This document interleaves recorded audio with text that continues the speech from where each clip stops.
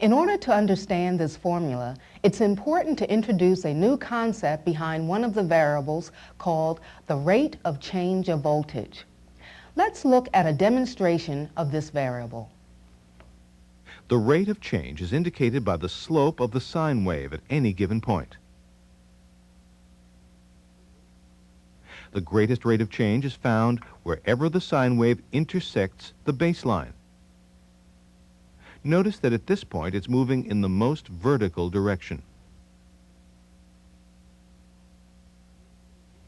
Conversely, the least rate of change of voltage is found at each peak of the wave, where the waveform is moving most horizontally. The rate of change is closely linked to frequency. Let's see how. This can be done by comparing two sine waves with equal amplitudes. The lower the frequency of a sine wave, the less slope it will have. The reverse is also true. The higher the frequency, the more slope it will have. So you can see that there is a direct relationship between the rate of change and frequency.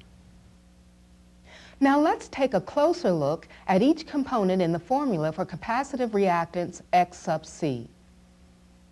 The lowercase f stands for the frequency in hertz. 2 pi f stands for the rate of change through one cycle and equals 6.28 times the frequency. The capital C represents capacitance in farads.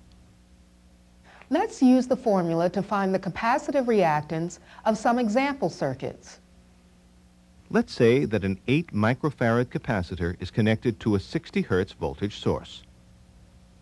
The first step in using the formula is to substitute the values. Now solve the equation. 1 divided by 6.28 times 60 Hertz times 8 microfarads yields a capacitive reactance of 332 ohms. What happens if the frequency is doubled to 120 Hertz and the capacitor remains at 8 microfarads? Once again, substitute the values into the formula.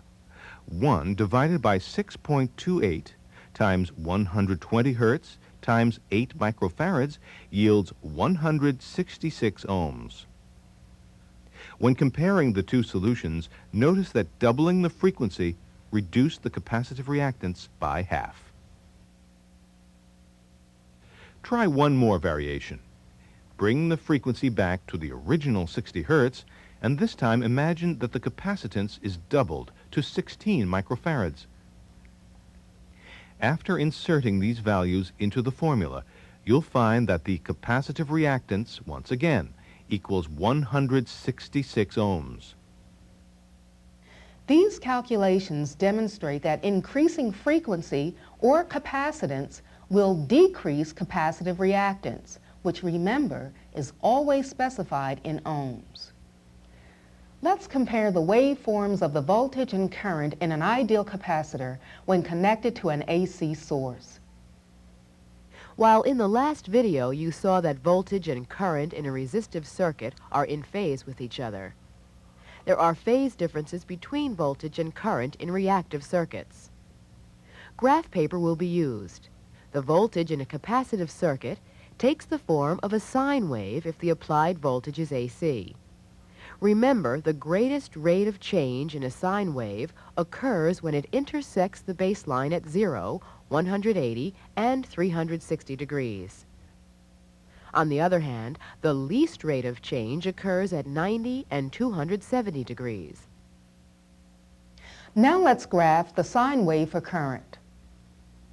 Recall that the capacitor current will be at its maximum when the rate of change of voltage is at its maximum.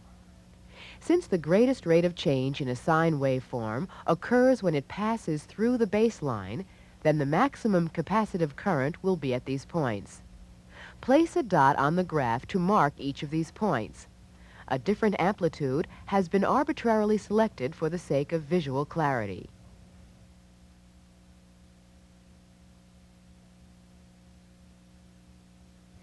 Since the least rate of change in a sine wave occurs when the voltage is at its maximum positive and negative values, then the minimum capacitive current will take place at these points. These are also marked by dots. These concepts can be depicted graphically as shown here. Now, connect the dots. Since the current reaches a peak at 0 degrees, but the voltage does not peak until 90 degrees, these AC waves are said to be out of phase. There is said to be a 90-degree phase difference between the two waveforms. A phase difference is the time in electrical degrees by which a waveform either leads or lags another. In this case, the capacitive current leads the applied voltage by 90 degrees. Stop the program and complete activity number 2. When finished, continue watching the program.